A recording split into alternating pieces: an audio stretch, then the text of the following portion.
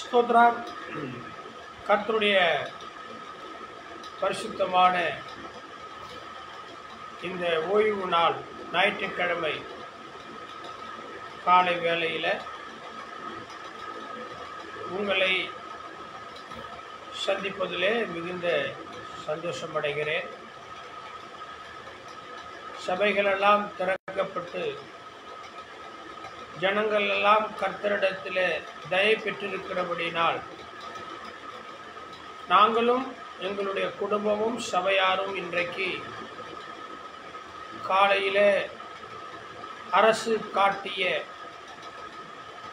நிலையான வழிமுறைகளை பின்பற்றி கிருமி நாசினியை பயன்படுத்தி முக கவசங்களை அணிந்து கொண்டு பாதுகாப்பான முறையில் நாங்கள் இன்றைக்கு காலையில் தேவ கிருபை செப வீடு என்கிற எங்களுடைய தேவாலயத்திலே ஆண்டவரை நாங்கள் ஆராதித்தோம். அனுக்கிரகத்தை ஆசீர்வாதமாக பண்ணினேன் என்கிற தலைப்பிலே இன்றைக்கு காலையில் கர்த்தருடைய வார்த்தைகளை ஜனங்களுக்கு நேரடியாக வந்தவர்களுக்கு கொடுத்தோம். நிறைய மக்கள் வந்திருந்தார்கள். நிறைய பேர் சாட்சி சொன்னார்கள். குறிப்பாக பல்லவாரத்திலிருந்து விமலா சீனிவாசன் வீட்டுக்கு அருகிலே இருக்கக்கூடிய தனலட்சுமி என்கிற ஒரு சகோதரி தன் மகளுக்கு 8 மாதத்திலே பிரசவத்திலே ஒரு குழந்தையை பெற்றெடுக்க ஆண்டவர் உதவி செய்தார் என்று அவர்கள் நன்றியோடு சாட்சி சொன்னார்கள். இனிப்புகளை கொண்டு வந்து கொடுத்து மகிழ்ந்து ஆண்டவருடைய வேத புஸ்தகத்தையும் என்னிடத்திலிருந்து வாங்கி கொண்டு போனார்கள். இப்படி சபையிலே இன்னைக்கு ஒரு மிகப்பெரிய சத்தம், மகிழ்ச்சியின் சத்தம், களிப்பின் சத்தம் ஆண்டவருக்கு முன்பதாக துணிக்கப்பட்டது. அதற்காக நான் ஆண்டவரை ஸ்தோத்தரிக்கிறேன். இப்பொழுது குறிப்பாக சொல்ல வேண்டுமானால் மலேசியாவில் இருக்கிற சீனிவாசன் என்கிற சாமுவேல் அவர்களுக்காகவே இந்த நேரலைய நிகழ்ச்சியை ஒளிபரப்ப வேண்டியதாக இருக்கிறது. அதனால் மற்றவங்களாம் எங்களுக்கு இல்லையா, அப்போ நாங்கள் பார்க்க மாட்டோம், சீனிவாசனுக்கு மட்டும்தானே நினைக்காதீங்க, உங்களுக்கும் தான். ஆனாலும் சீனிவாசன் அவர்கள் மலேசியாவில் இருக்கிற என்னுடைய அன்பு விசுவாசி. அவர் தொடர்ச்சியாய் ஆண்டவருடைய பிரசன்னத்தில் இணைப்பில் இணைந்திருக்கிறார். அதனால் இப்பொழுது இந்த செய்தியை அவருக்கும் அவரோடு கூட இருக்கிற மற்றவர்களுக்கும் பார்த்து கொண்டிருக்கிற உங்களுக்கும் எல்லாருக்குமே ஆசீர்வாதமாகும்படியாய் நான் பிரசங்கிக்கிறேன். இன்றைக்கு 42வது நாளாக நான் பிரசங்கிக்கிறேன். இன்னும் ஒரு 8 நாள் 50வது நாளோடு இந்த நேரலை நிகழ்ச்சி ஒளிபரப்பு செய்வது நிறுத்தப்படும். அதனால் தயவாய் மன்னிங்க. ஆனால் உங்களுக்காக ஏறெடுக்கிற ஜெபம் ஆயுஷ் நாள் வரையும் நான் ஏறெடுப்பேன். ஜெபம் நிறுத்தப்பட மாட்டாது. உங்களுக்காக தினந்தோறும் நான் 2 வேளை ஜெபம் பண்ணுவேன் இல்லையா? சரி, ஜெபம் பண்ணுமா? இப்போ ஆண்டவரே, காலையில் சபையில் இடம் கொள்ளாமல் போகும் அளவிற்கு மிகுந்த பாதுகாப்போடு நாங்கள் ஞானமாய் கர்த்தரை ஆராதித்தோம். நிறைய விசுவாசிகள், புதிய விசுவாசிகள் சாட்சியோடு கூட வந்தார்கள். அப்போ அவர்களுக்கெல்லாம் லேவியராகமம் 25ஆம் அதிகாரம் 21வது வசனத்திலிருந்து நீர் அனுக்கிரகத்தை ஆசீர்வாதத்தை அனுக்கிரகம் பண்ணினேன் என்று சொல்லியிருப்பார். கர்த்தருக்கு ஸ்தோத்திரம். இப்பொழுதும் இந்த 42வது நாளிலே நாங்கள் உம்முடைய வார்த்தைக்காக காத்திருக்கிறோம். எங்களை ஆண்டவரே நீர் ஆசீர்வதி. பார்த்து கொண்டிருக்கிற சீனிவாசன் என்கிற சாமுவேல் மற்றும் மலேசியாவில் இருக்கிற மற்றவர்கள், கிருஷ்ணமணி அம்மா போன்ற எல்லாரையும் இந்த கரத்தில் ஒப்புக்கொண்டோம். அதுபோல் பல்வேறு நாடுகளில் இருந்தும் கிராமங்கள் பட்டணங்களில் இருந்தும் பார்த்து கொண்டிருக்கிற மற்ற மக்கள், கிறிஸ்துவ மக்கள், விசுவாசிகள் என எல்லாரையும் ஆசீர்வதி. இயேசுவின் நாமத்தினாலே உம்முடைய சபையிலிருந்து உம்முடைய சத்தியத்தை அனுப்பி ஆசீர்வதிக்கும்படியாய் பிரார்த்திக்கிறேன் நல்ல பிதாவே, ஆமென். கர்த்தர் நல்லவர். தந்திரம் அப்படிங்கும்போது குறிப்பாக அந்த தந்திரங்களுக்கு உதாரணம் நரி என்று சொல்வார்கள். தந்திரமா நரி பிடிக்கும், தந்திரமாய் நரி பயங்கரமானவைகளை நடப்பிக்கும். அதனால சில நேரத்தில் நாம் சொல்லும்போது நரி தந்திரம் இவன்கிட்ட இருக்குது அப்படிம்போம். பிரியமானவர்களை, இங்க வேதத்தில் நரி தந்திரத்தை விட பிசாசுடைய தந்திரம் என்று ஆண்டவர் குறிப்பிட்டிருக்கிறார். பிசாசுடைய தந்திரம். அன்புக்குரிய கர்த்தருடைய பிள்ளைகளே, நம்ம என்னதான் விழிப்பாக, முனைப்பாக, ஜாக்கிரதையாக, உஷாராக, அவேர்னஸோடு இருந்தாலும் சாத்தான் பிசாசானவன் சில தந்திரங்களை கையாளுகிறதை வேதம் நமக்கு சொல்லத்தான் செய்கிறது. ஆக இன்றைக்கு பிசாசின் தந்திரங்களை ஜெயிப்போம். பிசாசின் தந்திரங்களை நாம ஜெயிப்போம் என்கிற தலைப்பிலே ஆண்டவருடைய வார்த்தைகளை தியானிப்போம். உங்களுக்கு தெரியும், எபேசியர் 6ஆம் அதிகாரம் எடுத்துக்கொள்ளுங்கள். எபேசியர் 6ஆம் அதிகாரம் 269வது பக்கம். 269வது பக்கம். எபேசியர் 6ஆம் அதிகாரம் அங்கே 11வது வசனம் சொல்லுகிறது. வாசிக்கலாமா? நீங்கள் பிசாசின் தந்திரங்களோடு எதிர்த்து நிற்க திராணி உள்ளவர்களாகும்படி. பிசாசுக்கு எதிர்த்து நிற்கணும், பிசாசின் தந்திரங்களுக்கும் எதிர்த்து நிற்கணும். சில பேர் பிசாசை எதிர்ப்பான் இல்லையா?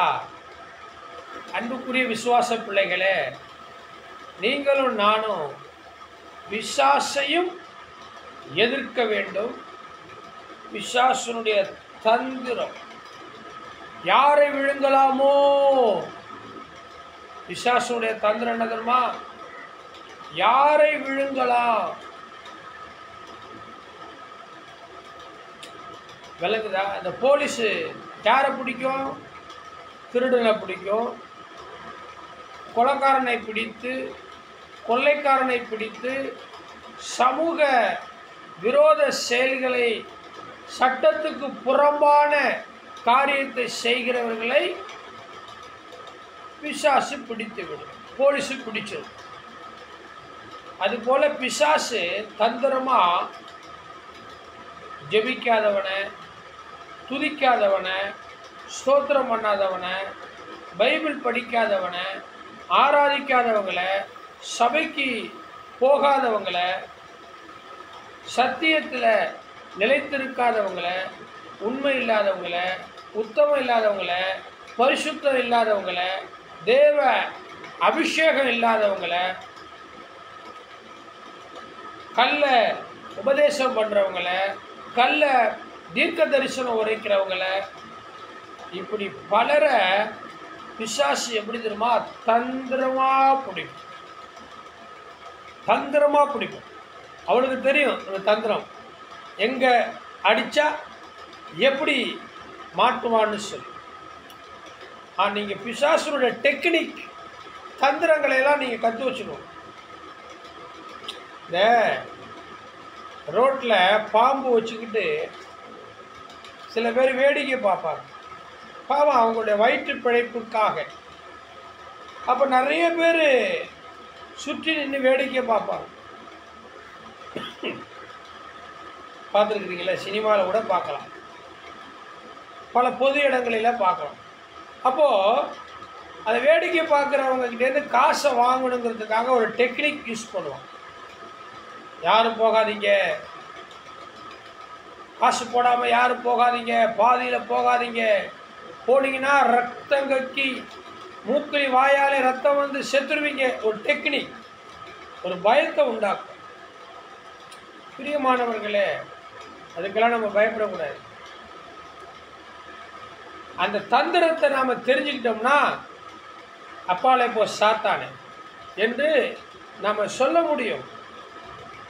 அதனால பிசாசின் தந்திரங்கள் நிறைய இருக்குது.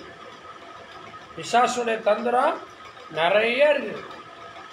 ஆமாம், இப்போ பைக் ஓட்டிகிட்டே போகிறீங்கன்னு வச்சுங்களேன், உங்களுக்கு ஒரு கனநித்திரை ஆவியை கொடுப்பான்.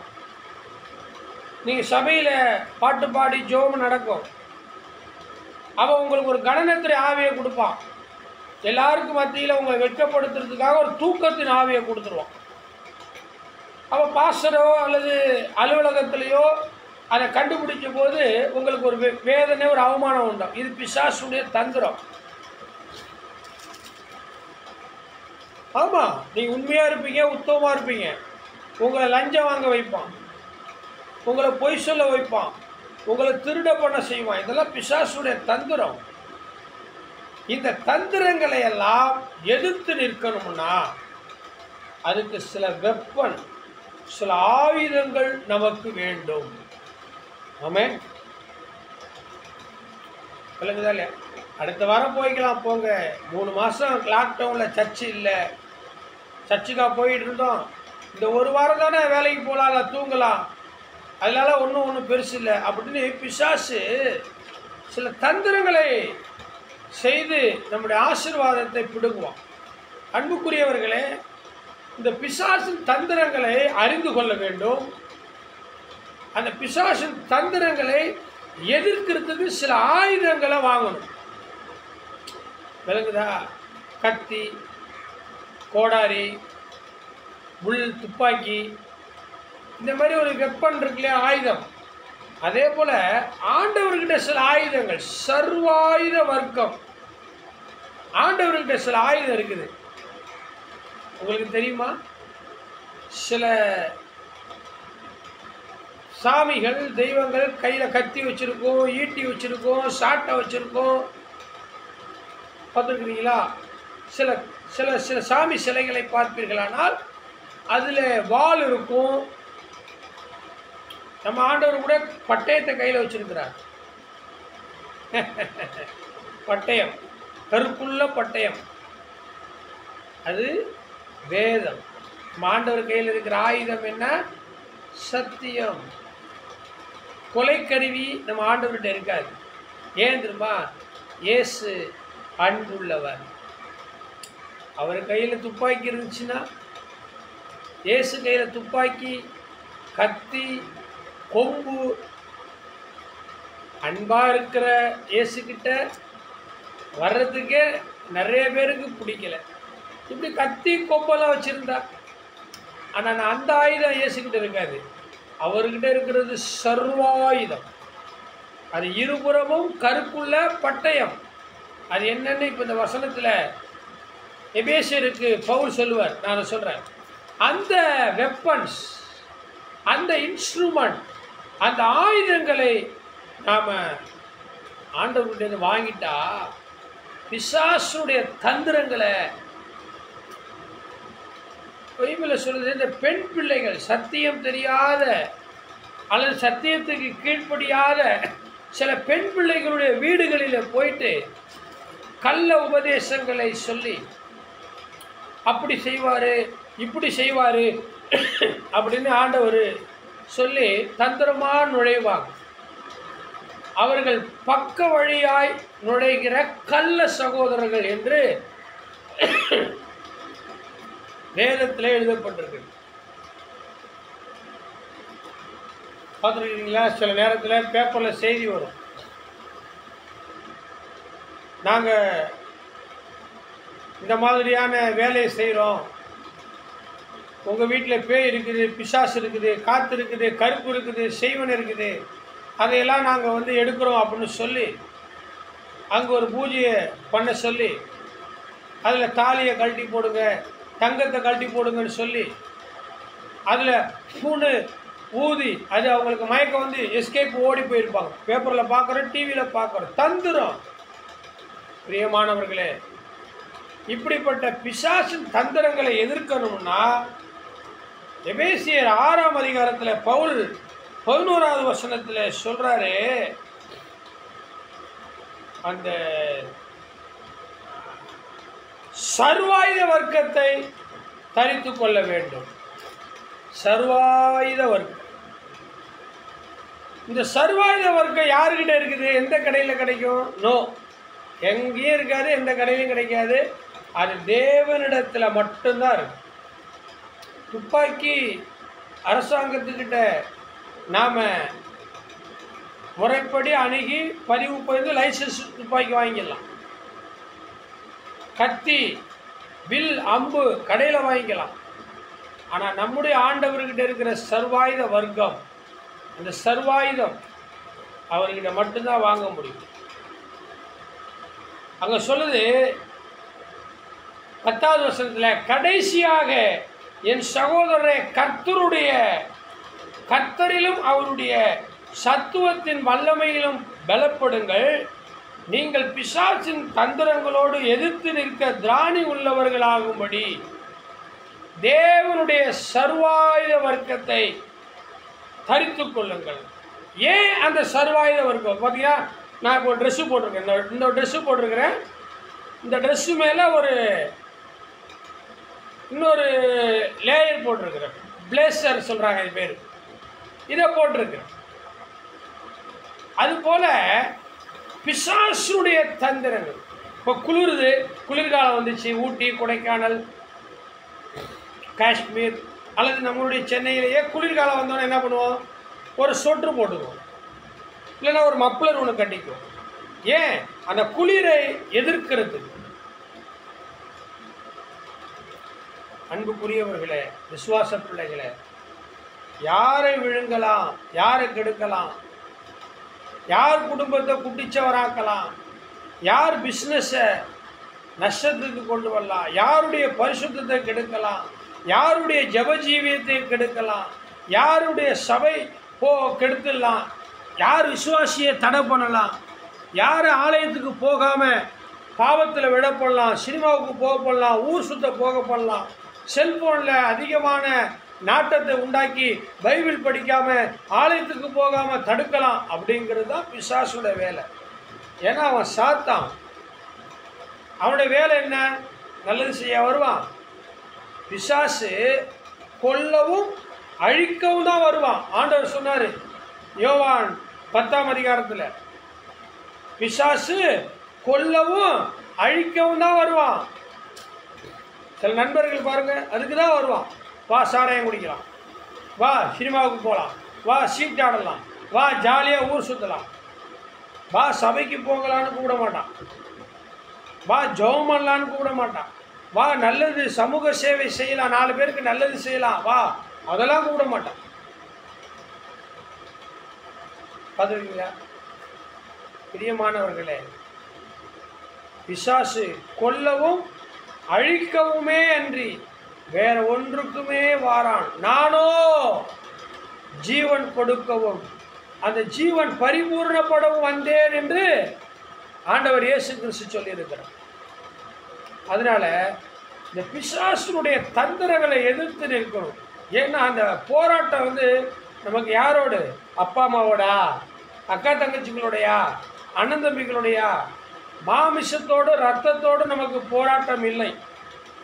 இந்த 12வது வசனம் சொல்லுது, ஏனெனில் மாமிசத்தோடும் இரத்தத்தோடும் அல்ல, துரைத்தனங்களோடும் அதிகாரங்களோடும் இந்த பிரபஞ்சத்தின் அந்தகார லோகாதிபதிகளோடும் வான மண்டலங்களில் உள்ள கொல்லாத ஆவிகளின் சேனைகளோடும் நமக்கு போராட்டம் உண்டு.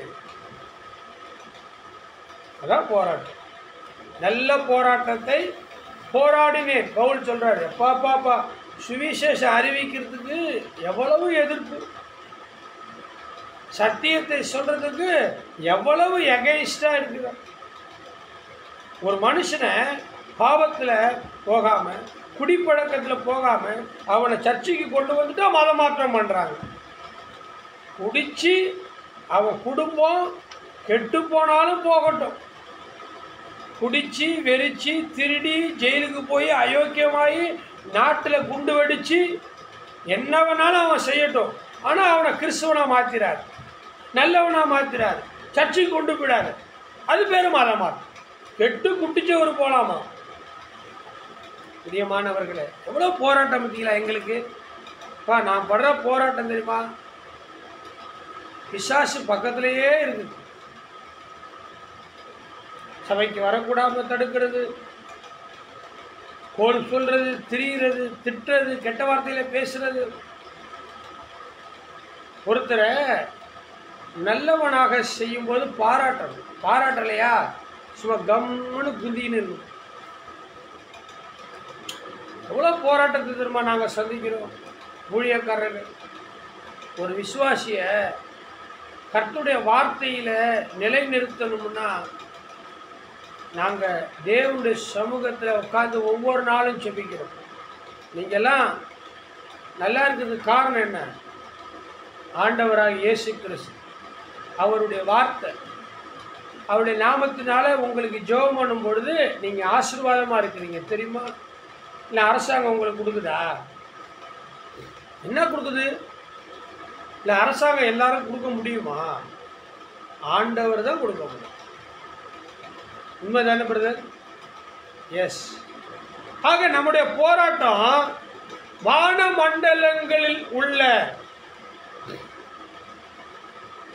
கொல்லாத ஆவிகளின் சேனைகளோடு நமக்கு போராட்டம் உண்டு.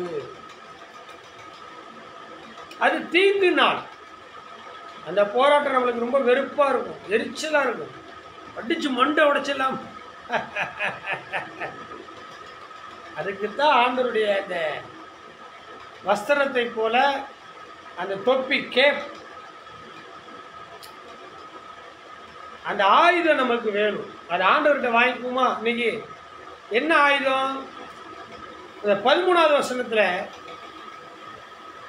தீங்கு நாளில் அவைகளை நீங்கள் எதிர்க்கவும். எதை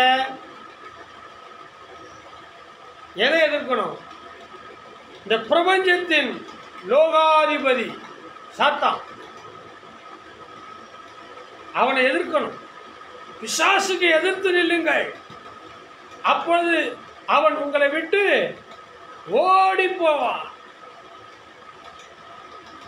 பிசாசா? பயமா இருக்கு. எதுக்கு பயப்படுறீங்க? பிசாசுக்கு ஏன் பயப்படணும்? அப்பாலே போ, இயேசுவின் நாமத்தினாலே. ஆமென். என் ஊழிய வாழ்க்கையில் எத்தனையோ பிசாசுகளை கர்த்தருடைய நாமத்தினாலே அவர் துரத்தும்படி ஜெபித்திருக்கும். அற்புதங்கள்லாம் அவர் தான். பேய் ஓடும், பிசாசு ஓடும், எல்லாம் தேவனுக்கு தான் மகிமை. நமக்கு என்ன? Just I am servant only.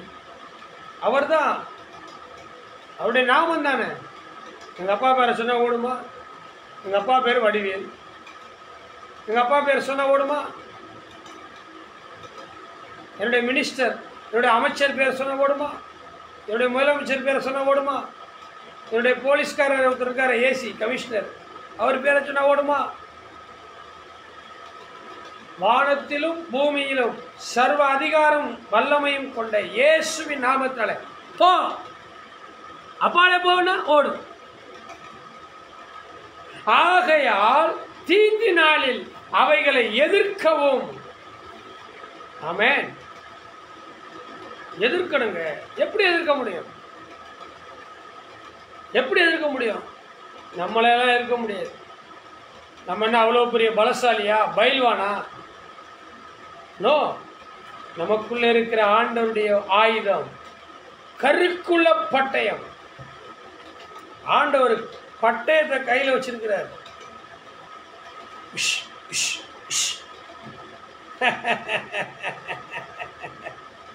அந்த பட்டயம் தான் உங்ககிட்டையும் என்கிட்டையும் இருக்கு.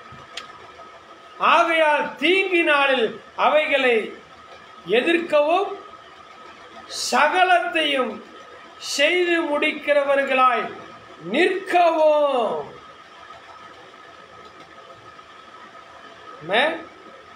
சகலத்தையும் செய்து முடித்தவர்களாய். சொல்லுங்க பார்க்கலாம். சகலத்தையும் செய்து முடித்தவர்கள். கர்த்தர் எனக்காக யாவையும் செய்து முடிப்பார். அன்புக்குரிய கர்த்தருடைய பிள்ளைகளே, இந்த அருமையான நேரத்தில் நான் உங்களுக்கு சொல்லுகிறதாகும்,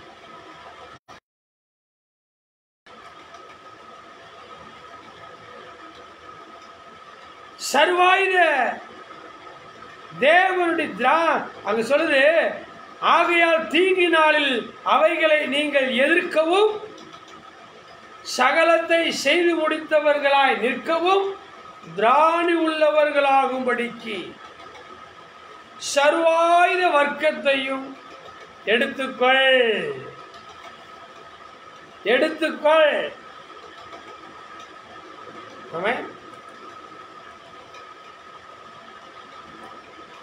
எடுத்துக்கணும். அது என்ன சர்வாயுதம்? நீங்க படிச்சு பார்த்தீங்கன்னு வச்சுங்களேன், இந்த ஆயுதம் இருந்தா போலீஸ் நம்மளை பிடிக்க. துப்பாக்கி வச்சிருந்தா போலீஸ் பிடிச்சிக்கும். லைசன்ஸ் இருக்குதா? கத்தியை வச்சுக்கிட்டு போங்க. பாருங்க, சில பேர் பர்த்டேவை பட்டா கத்தியில் வச்சு, மீன் வெட்டுற கத்தி, மரம் வெட்டுற கத்தியில் சில பேர் பர்த்டே கொண்டாடினாங்க. வாட்ஸ்அப்பில் வந்துச்சு. அவன் ஜாலிக்காக கொண்டாடி அதை நண்பர்களுக்காக ஜாலிக்காக ஃபேஸ்புக்கில் போட்டான். போலீஸ் பிடிச்சா இல்லையா? ஒருத்தர் கையில் கத்தியை வச்சுக்கிட்டு அப்படியே பைக்கில் பீச் ஓரமாக போயினார். அதை ஒருத்தர் வாட்ஸ்அப்பில் ஃபேஸ்புக்கில் போட்டார். போலீஸ் பிடிச்சா இல்லையா? இதெல்லாம் கொலை கருவிகள். அதை வச்சுருந்தா போலீஸ் பிடிக்கும். அது அஃபென்ஸ், சட்டப்படி குற்றம். ஆனால் இந்த கருவி, இந்த ஆயுதம் அதை விடையெல்லாம் பயங்கரமான ஆயுதம். அந்த ஆயுதம் கண்ணுக்கு தெரியாது. அதை வச்சிருந்தாலும் போலீஸ் பிடிக்காது. என்ன ஆயுதம் தெரியுமா? First the word of God, truth, சத்தியம்.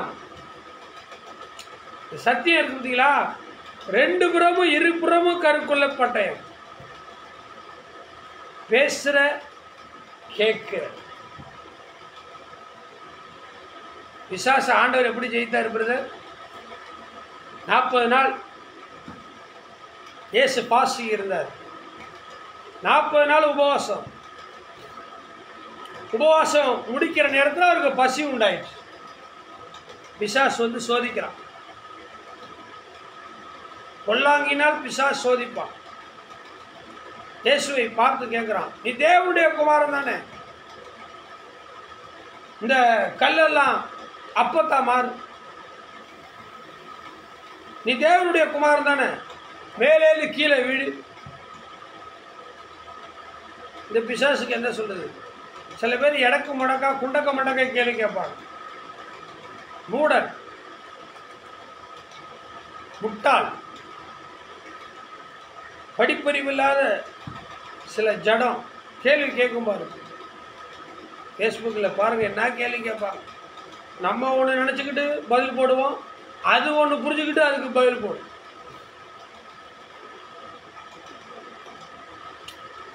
பழகுதா? இயேசுவை பிசாசு சோதித்தான். இயேசு எதை வச்சு ஜெயிச்சாரு? சத்தியம். அப்பாலே போ சாத்தானே. வேதத்தில் எழுதப்பட்டிருக்கிறது, இருபுறமும் கருப்புள்ள பட்டயம். இந்த வார்த்தை, இந்த பைபிள்.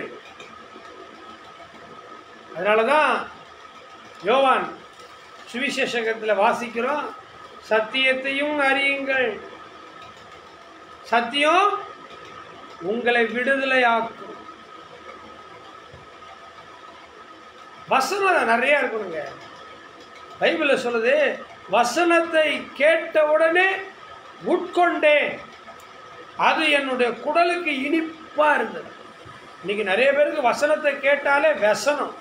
என்னப்பா இவ்வளோ நேரம் பிரசங்கம் பண்றாரப்பா, இவ்வளோ நீட்டுக்கு டைப் பண்ணி அனுப்புறாரப்பா, எப்படிப்பா?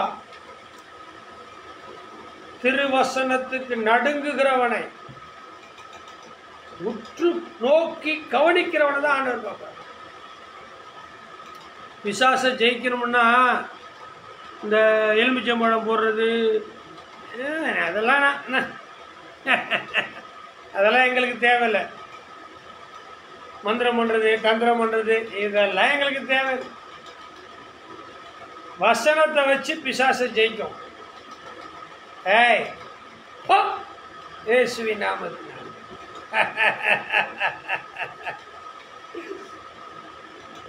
எனக்கு பிசாசு ஓட்டும் போது சிரிப்பு வந்துடும். பிசாசு பிடித்தவங்க கிட்ட பயப்படுவாங்க சில பேர். ஐயோ பிசாசு நாவல்லப்பா. ஆனா எனக்கு சம சிரிப்பா இருக்கும் பிசாசு ஓட்டுற இடத்துல. ஒரு முறை ஒரு பொண்ணுக்கு பிசாசு பிடிச்சிக்கிச்சு. இப்போ நினைச்சா கூட எனக்கு சிரிப்பு வருது.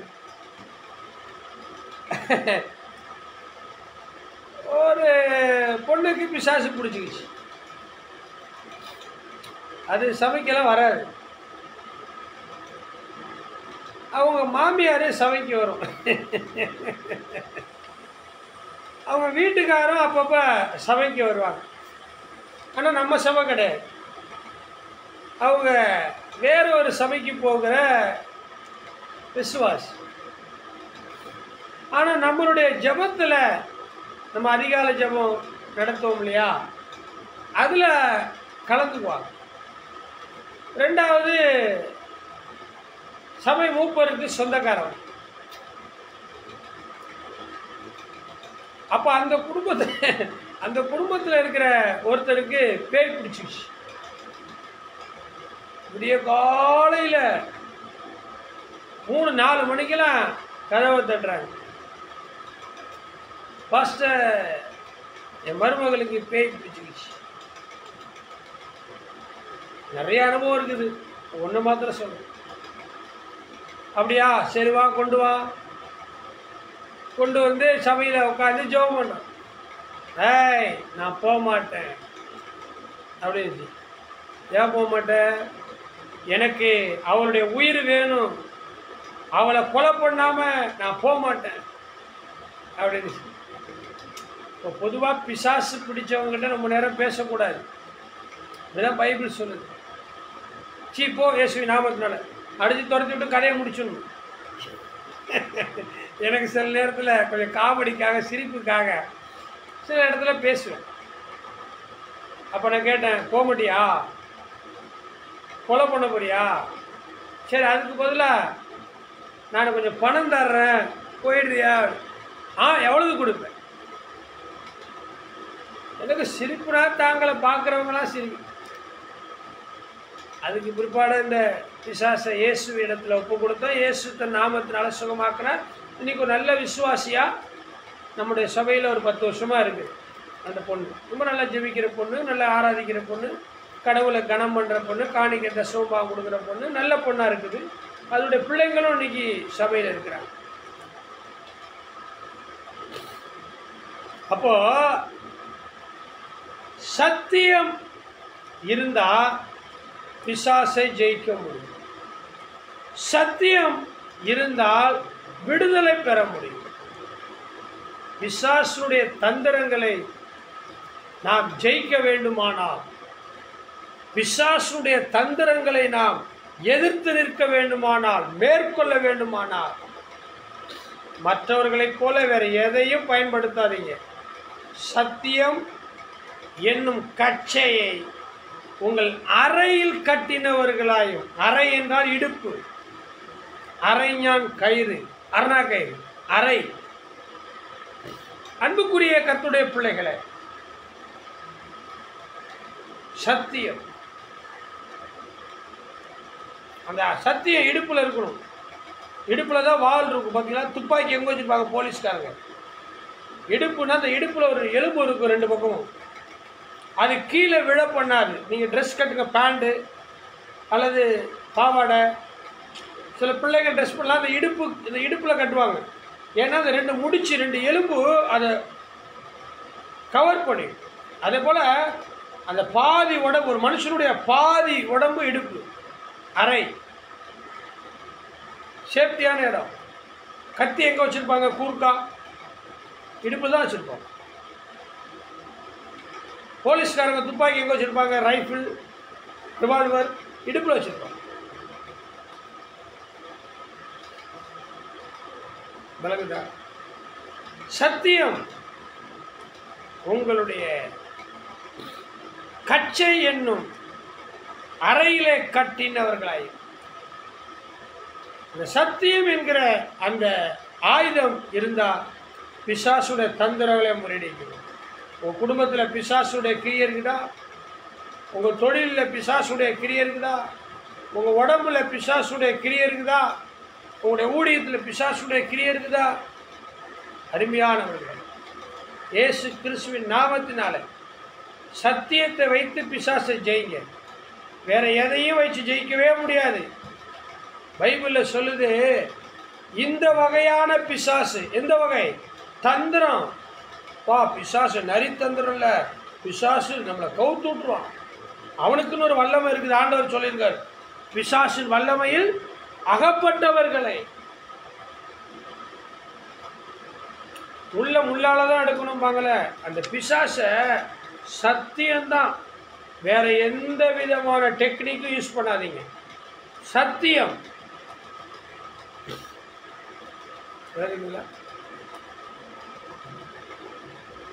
சத்தியத்தை வைத்து மேற்கொள்ள வேண்டும்.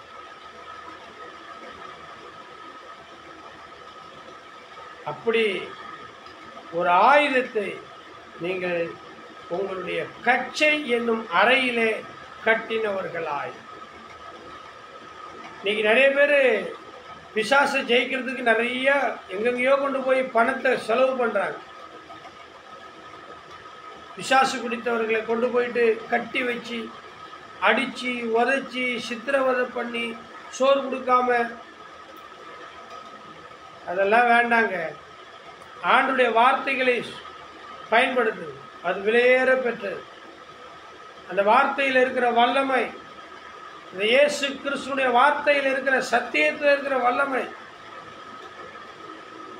வேற எங்கேயுமே கிடையாது, எதுலேயும் கிடையாது எனக்கு தெரிஞ்ச வரைக்கும். சரி, ரெண்டாவது, நீதி என்னும் மார்க்கவசத்தை தரித்து. மார்க்கவசம் ராஜாக்கெல்லாம் பார்த்தீங்களா, இந்த மார்க்கவசம் போட்டிருப்பாங்க. நீதி. யோசேப்பு ஒரு நீதிமான்.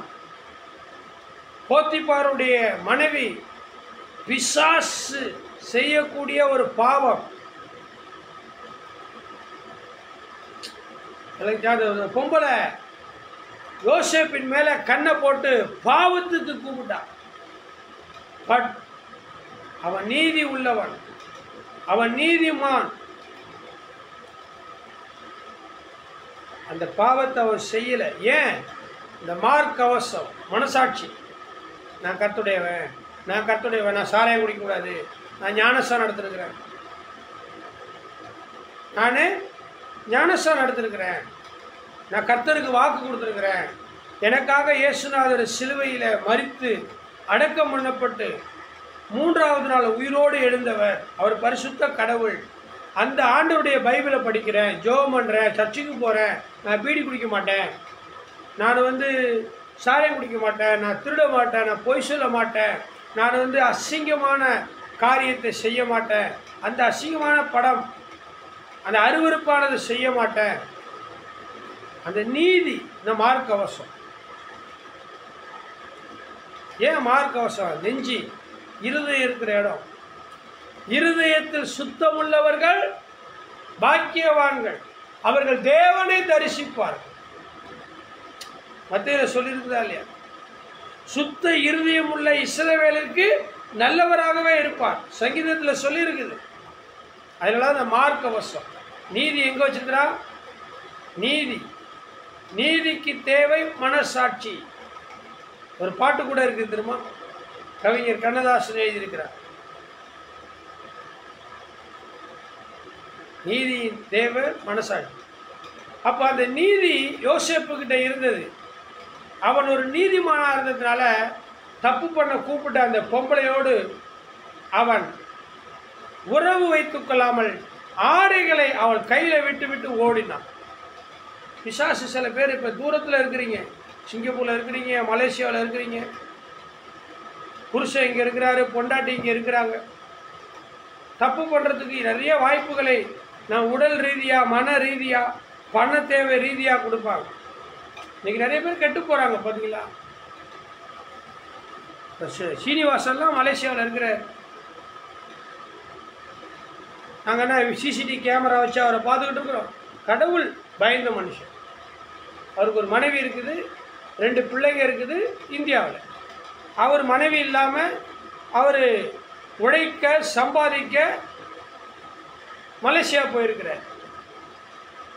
இப்போ பிசாசு என்ன பண்ணுவான்? உன் மனைவி இந்தியாவில் இருக்கிறா, உன் மனைவிக்கு தெரியவா போகுது, உன் பாஸ்டர் மெட்ராஸில் இருக்கிறாரு, உன் பாஸ்டருக்கு தெரியவா போகுது, நீ பீடி குடிய, கொஞ்சோன்னு சாராயம் குடிய, யாருக்கு தெரிய போகுது அப்படின்னு பிசாசு சொல்லி கொடுப்பான். ஆனால் அவர் செய்யறதில்லை. ஏன்? நீதிமான். சீனிவாசன் ஒரு நீதிமான். மார்க்கவசத்தை, நீதி என்னும் மார்க்கவசத்தை அவர் அணிந்திருக்கிறார். அதனால அந்த பிசாசு அவரை ஜெயிக்க முடியல. சில பேர் பாருங்க, ஆமா ஆமா யாருக்கும் தெரியாம அப்படின்றாங்க. போட்டு ஒரு பான்பராக்கு போட்டு, ஒரு பாக்கு போட்டு, ஒரு ஸ்வீட்டு போட்டு, ஏதாவது ஒன்று போட்டு இந்த வாடையை அதான் தந்திரம், பிசாசுடைய தந்திரம். விழுந்துடாங்க, நரகத்துக்கு போயிடுவோம். தேவனுடைய கோபம் நம்ம மேலே வந்துடும். பொண்டாட்டி பிள்ளைங்களுக்கு ஆபத்து, அப்பா அம்மாவுக்கு ஆபத்து, தொழில் வியாபாரத்துக்கு ஆபத்து, ரட்சிப்புக்கு ஆபத்து, அபிஷேகத்துக்கு ஆபத்து. பிசாசுடைய தந்திரங்களுக்கு உடன்படாதீங்க, கையெழுத்து போடாதீங்க, எதிர்த்து நில்லுங்க. நீதி என்னும் மார்க்கவசத்தை தரித்த, அடுத்தது சமாதானத்தின் சுவிசேஷத்திற்குரிய ஆயத்தம் என்னும் பாத ரட்சைகளை கால்களிலே தொடுத்தவர். காலில் செருப்பு போட்டுக்க முடியுங்களா? அதுபோல சுவிசேஷத்துக்குரிய ஆயத்தம். சுவிசேஷத்தை அறிவிக்கருடைய கால்கள் இதோ மலையின் மேல் வருகிறது. அது எவ்வளவு அழகா இருக்குது. சுவிசேஷம் அறிவிக்கிற ஆயத்தத்தில் இருங்க. பிசாசு சொல்ல மாட்டான். பவுல் அப்படிதான் சுவிசேஷத்தை அறிவித்தே போடுவார்.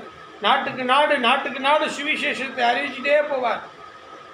அந்த நேரத்தில் குறி சொல்லுகிற ஒரு பெண்மணி, குறி சொல்லுகிற ஒரு ஆவி உள்ள ஒரு பெண்மணி இருந்தா.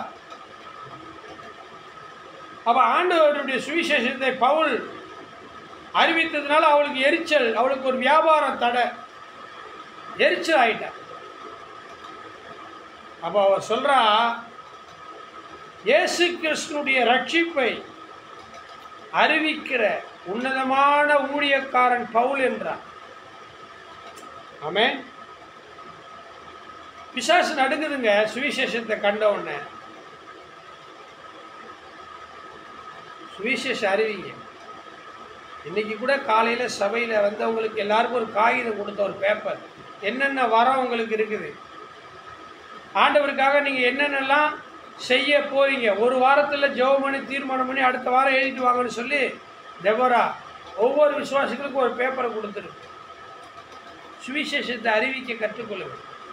நீங்கள்லாம் கிராம ஊழியம் செஞ்சிருக்கனால தான் உங்களுடைய பொண்டாடி பிள்ளைங்கள்லாம் நல்லா இருக்கிறாங்க. பிசாசு உங்களை தொட முடியாது. சுவிசேஷம் ஒரு மேன்மையானது. சுவிசேஷத்தை அறிவிக்கணும். அது என் மேலே விழுந்த கடமை. சுவிசேஷம் அறிவிக்காவிட்டால் எனக்கு ஐயோ பவுல் சொல்லுகிறேன். சரி, முதல்ல பார்த்தோம் சத்தியம், அப்புறம் நீதி, அப்புறம் சுவிசேஷம் என்கிற ஆயத்தம். அடுத்த வசனம், பொல்லாங்கான் எய்யும் அக்னி ஆசிரங்களெல்லாம் அவிழ்த்து போடத்தக்க எல்லாவற்றுக்கு மேலாக விசுவாசம் என்னும் கேடகத்தை பிடித்து கொண்டு. Faith is important for everyone's soul. ஒவ்வொரு ஆத்மாவுக்கும் விசுவாசம் முக்கியம். ஆமென்.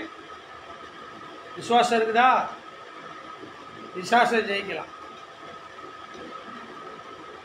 விசுவாசம் உனக்கு இருந்தால் அந்த எரிகோவை கடந்திடலாம். விசுவாச கேடயத்தால் பிசாசை வென்றிடலாம். பாட்டு பாடுறோமா இல்லையா? அது இங்க இருந்தான். எவ்வளோ பெரிய பிசாசா இருந்தா நமக்கு என்ன? அது கொல்லிவாய் பிசாசா இருந்தான்னு, அது சர்ப்பமா இருந்தான். ஏசு நாமத்தோடப்பா சும்மா அசால்ட்டா தூக்கிது.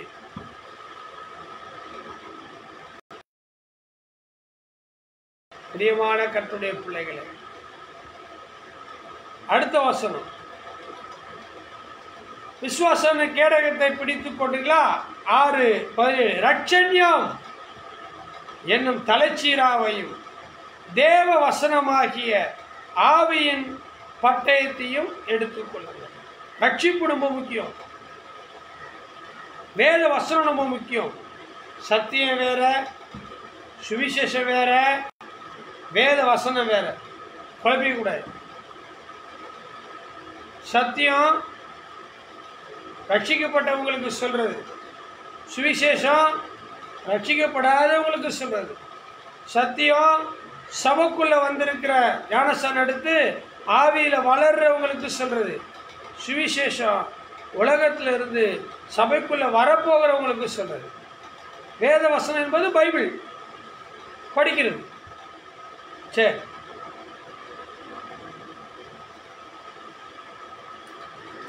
கடைசியாக எந்த சமயத்திலும் சகலவிதமான வேண்டுதலோடும் விண்ணப்பத்தோடும் ஆவியினால ஜெபம் பண்ணி அதன்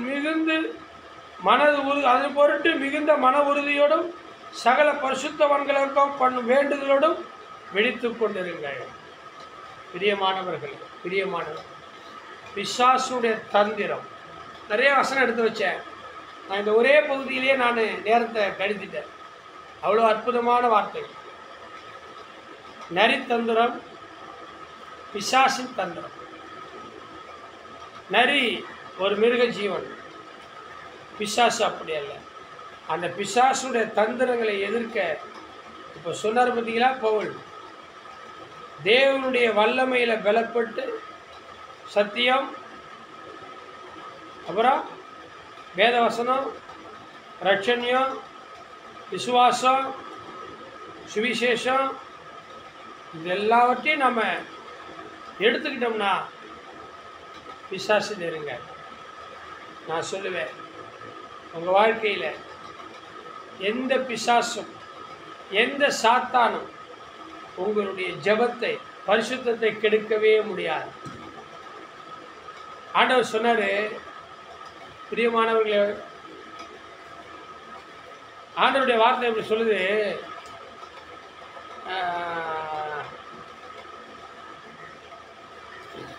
கர்த்தருக்கு ஸ்தோத்திரம்.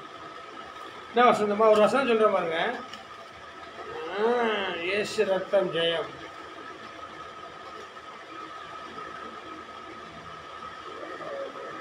யோவான் 14:30.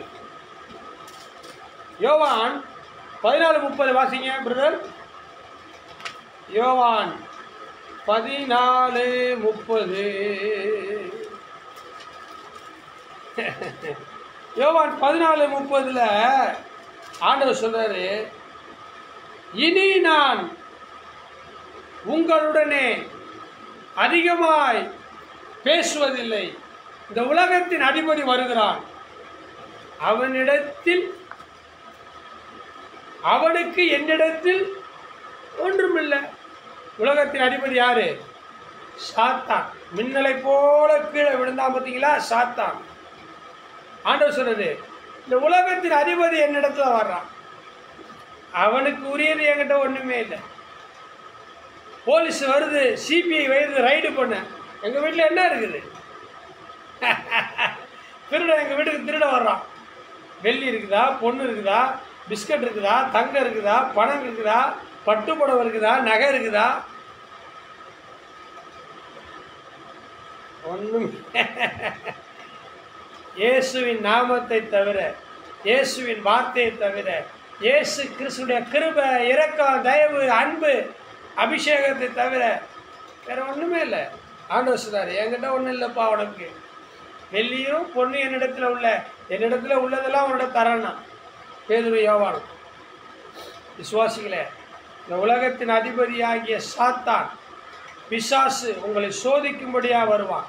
அவன் தந்திரங்களை எதிர்க்கணும்னா நீங்க என்ன பண்ணும்? தேவனுடைய பலத்த சத்துவத்தை பெற்றுக்கொள்ளணும். ஓகேவா? திருப்தியா? போதுமா? ஜோமனுமா? ஆண்டவரே, இந்த ஞாயிற்றுக்கிழமைக்காக நன்றி. திங்கட்கிழமை முதல் சனிக்கிழமை வரை தினமும் காலை 10 மணிக்கு கர்த்தாவே உம்முடைய வசனத்தை தியானித்த நாங்கள் இப்பொழுது ஞாயிற்றுக்கிழமை 1 மணி நேரம் உம்முடைய வசனத்தை வாசித்திருக்கிறோம். 42வது நாள் பலர் பார்த்து கொண்டிருக்கிறார்கள். பிசாசுடைய தந்திரங்களை எதிர்த்து நிற்கிற திராணி சர்வ ஆயுதங்கள் என்பதை எபேசியருக்கு பவுல் எழுதின அந்த கடிதத்தின் 6ஆம் பத்தியிலிருந்து நாங்கள் எடுத்துக்கொண்டோம். எடுத்துக்கொண்டிருக்கிற சீனிவாசன் என்கிற சாமுவேல் உட்பட எல்லாரும் அந்த சர்வாயுத வர்க்கத்தை இதை போல அணிந்து கொள்ளட்டும். பிசாசுடைய தந்திரங்களை எதிர்த்து நிற்கணும். பிசாசு ஓடிப்போம். வாழ்க்கை ஆசீர்வாதமாக இருக்கும். என் தேசத்தை விட்டு பிசாசு ஓடட்டும். என்னுடைய விசுவாசிகளை விட்டு பிசாசு ஓடட்டும். என் விசுவாசிகளுடைய குடும்பத்தை விட்டு, என் சபையை விட்டு, ரட்சிக்கப்பட்டு மனம் திரும்பி ஞானஸ்தானம் எடுத்த உண்மை உத்தமமான விசுவாசிகள் சபைக்கு வர முடியாதபடிக்கு தடை பண்ணி கொண்டிருக்கிற தடையை விட்டு பிசாசு ஓடட்டும். ஹோ இயேசுவின் நாமத்தினால் செபித்து ஆசீர்வதிக்கிறோம் நல்ல பிதாவே. ஆமென், ஆமென். என் ஆத்துமாவே கர்த்தரை ஸ்தோத்திரி, என் உள்ளமே பரிசுநாமத்தை ஸ்தோத்திரி. என் ஆத்துமாவே கர்த்தரை ஸ்தோத்திரி. கர்த்தர் செய்த சகல உபகாரங்களையும் மறவாதே. நம்முடைய கர்த்தராகிய இயேசு கிறிஸ்துவின் கிருபையும், பிதாவாகிய தேவனுடைய அன்பும், பரிசுத்த ஆவியானுடைய அந்யோன்ய ஐக்கியமும் ஆசீர்வாதமும் வழி நடத்தும் நம் அனைவரோடும் சகல பரிசுத்த விசுவாசிகளோடும் ஆண்டவருடைய சத்துவம் இருப்பதாக. ஆகும். God bless you. கர்த்தர் உங்களை ஆசீர்வதித்திருக்கிறார், உங்களை நிரப்பியிருக்கிறார். அவருடைய பலத்த சத்துவம் உங்களுக்குள்ளே வந்திருக்கிறது. அவருடைய பலத்த சர்வாயுதம் உங்களுக்கு இருக்கிறது. கொண்டு பயன்படுத்திக் கொள்ளுங்கள். மீண்டும் நாளைக்கு சந்திப்போம்.